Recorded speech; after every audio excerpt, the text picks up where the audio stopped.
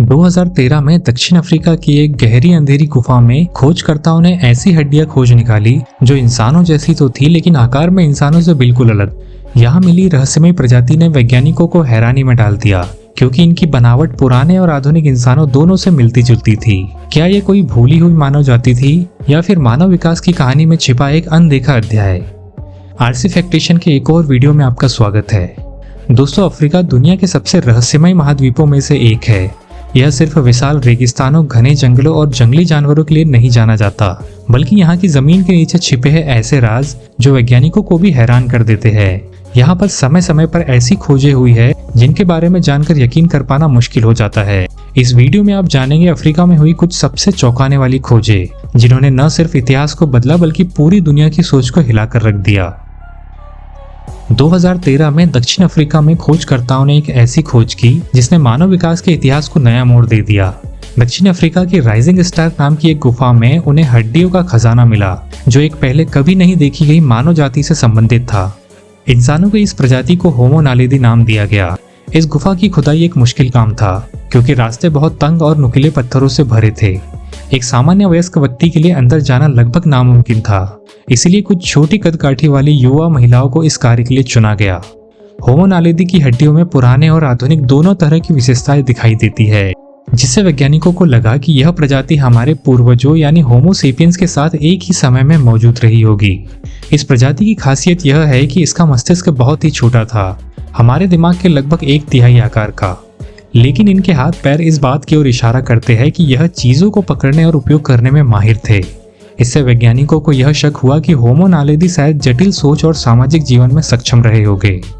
वैज्ञानिक तरीकों से हड्डियों की उम्र लगभग 2.5 से 3.5 लाख साल के बीच मानी गई है, लेकिन इसकी सटीक स्थिति आज भी खोज का विषय है। अब तक यह रहस्य बना हुआ है कि होमो नालेदी के इतने सारे कंकाल उस गुफा में पहुंचे कैसे। कुछ विशेषज्ञ मानते हैं कि यह स्थान उनके लिए किसी प्रकार का कब्रिस्तान रहा होगा, जबकि कुछ लोगों का मानना है कि यह गुफा उनके लिए एक जानलेवा जाल साबित हुई, जहां एक पूरा समूह फंस गया और वहीं उनका अंत हो गया। नामीब रेगिस्तान के बीचों बीच एक ऐसा स्थान है जो किसी अजीब सपने या काल्पनिक चित्र जैसा लगता है। यहाँ एक सूखी सफेद मिट्टी की घाटी जिसे डेड फ्लाई कहा जाता है में बहुत पुराने मरे हुए पेड़ खड़े हैं जिन्हें अफ्रीका की तेज धूप ने जलाकर काला कर दिया है। आज भले ही ये जगह सुनसान लगती हो, लेकिन करीब 900 साल पहले डेड फ्लाई, जिसका अर्थ है मरा हुआ दलदल, एक हरा भरा इलाका था जहाँ पानी, पेड़ पौधे और जीवन था। लेकिन जैसे जैसे मौसम सूखने लगा और रेत के ऊंचे टीलों ने रास्ता बंद कर दिया, यह घाटी अपने जल स्रोतों से कट गई। धीरे धीरे पेड़ सूख गए और आज वहाँ सिर्फ उनके कंकाल जैसे तने बचे हुए हैं जो आज भी आसमान की ओर झुकी हुई उंगलियों जैसे लगते हैं। इस इलाके का मौसम इतना सूखा है कि ये पेड़ पूरी तरह सड़ भी नहीं पाए और आज भी वैसे ही खड़े हैं। यह दृश्य इतना रहस्यमय और अजीब लगता है कि दुनिया भर से फोटोग्राफर, फिल्म निर्माता और घुमक्कड़ लोग इसे देखने आते हैं। इथोपिया के अफार क्षेत्र में एक ऐसी अनोखी भूवैज्ञानिक घटना हो रही है जिसने वैज्ञानिकों और खोजकर्ताओं दोनों को हैरान कर दिया है।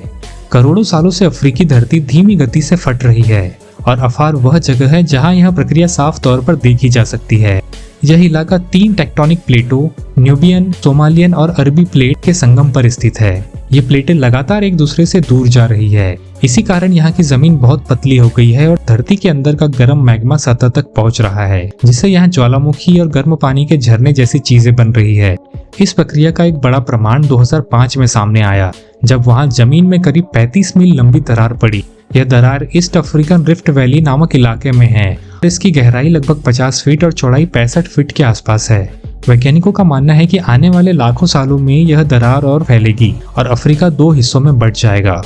इसके बीच में एक नया महासागर बनने की संभावना है जो पूर्वी अफ्रीका और अरबी प्रायद्वीप को अलग कर देगा। कल्पना कीजिए कि आपके हाथ में एक ऐसा पत्थर हो जिसके बारे में कहा जाता है कि वह आसमान से आया है। यह कहानी है कुछ रहस्यमय नीले पत्थरों की के सिएरा लियोन में एक फूला जनजाति के मुखिया से इटली के आर्कियोलॉजिस्ट ने प्राप्त किया था। उस जनजाति का मानना था कि ये पत्थर उन्हें आकाश से आए मेहमानों यानी कि एलियंस ने दिए थे।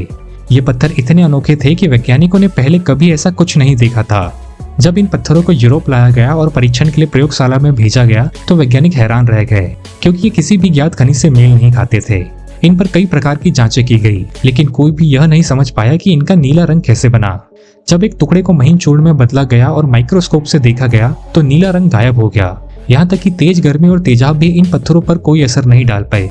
वैज्ञानिकों का मानना था कि यह पत्थर मिस्र के पुजारियों की छाती पर पाए जाने वाले शुद्ध फिरोजा जैसा दिखता है। यह किसी भी सामान्य पत्थर, लेकिन सवाल अब भी यही है कि ये पत्थर आए कहाँ से? क्या ये वाकई किसी अन्य ग्रह से आए मेहमानों का तोहफा है, या फिर ये किसी ऐसी प्राचीन सभ्यता का रहस्य है जिसे अब तक दुनिया भुला चुकी है? दक्षिण अफ्रीका के लाइडेनबर्ग शहर में एक बच्चा खेलते समय एक ऐसी खोज कर बैठा जिसने पुरातत्व की दुनिया को चौंका कर रख दिया। 1957 में कार्ल लुडविग अपने पिता के खेत में खेल रहा था जब उसे मिट्टी में कुछ अजीब तरह के मिट्टी के टुकड़े दिखाई दिए। उसे यह नहीं पता था कि उसने इतिहास के कुछ सबसे पुराने आयरन एज के आर्टिफैक्ट्स खोज लिए हैं, जिन्हें आज लाइडेनबर्ग हेड्स के नाम से जाना जाता है। शुरुआत में ये सर बिखरे और टूटे हुए थे, लेकिन केपटाउन यूनिवर्सिटी के विशेषज्ञों द्वारा ध्यानपूर्वक खुदाई कर इन्हें जोड़ा गया। कुल मिलाकर 7 सिर बनाए गए, 2 बड़े और 5 छोटे। इनमें से 6 सिर इंसानों जैसी विशेषताएं दिखाते हैं, जबकि एक सिर में जानवरों जैसे लक्षण पाए गए हैं।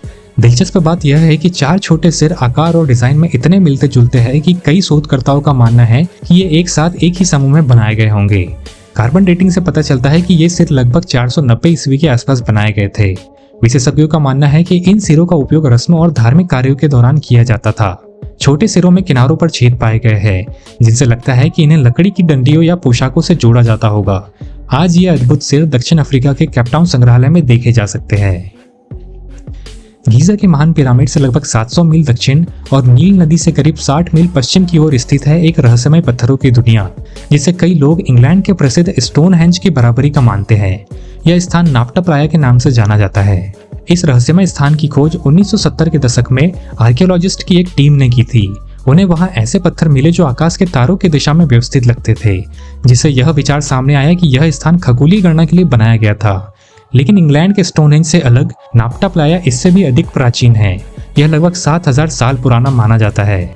यहाँ पत्थरों के घेरे, विशाल शिलाखंड और अन्य संरचनाएं मौजूद है, जिन्हें शायद मौसमों को समझने और समय मापने के लिए बनाया गया था। माना जाता है कि इन संरचनाओं को बनाने वाले लोग घुमंतु पशुपालक थे, जो अपने जानवरों के साथ इस क्षेत्र से गुजरते थे। इस जगह की सबसे महत्वपूर्ण रचना है कैलेंडर स्टोन सर्कल, जिसमें 4 जोड़ी बड़े पत्थर और कई छोटे पत्थर शामिल है। लेकिन इस ऐतिहासिक धरोहर को खतरा तब हुआ जब पर्यटकों ने पत्थरों को छेड़ना और इधर उधर करना शुरू कर दिया, जिससे उनकी मूल दिशा ही बदल गई। इसके चलते इन्हें अस्वान के नूबियन संग्रहालय में शिफ्ट कर दिया गया है, जहां अब लोग इन पत्थरों को उनकी असली स्थिति में देख सकते हैं। तो ये थी अफ्रीका के रेगिस्तान में खोजी गई कुछ रहस्यमय चीजें। दोस्तों, ये वीडियो आपको कैसा लगा हमें कमेंट करके जरूर बताएं। मिलते हैं एक और दिलचस्प वीडियो में।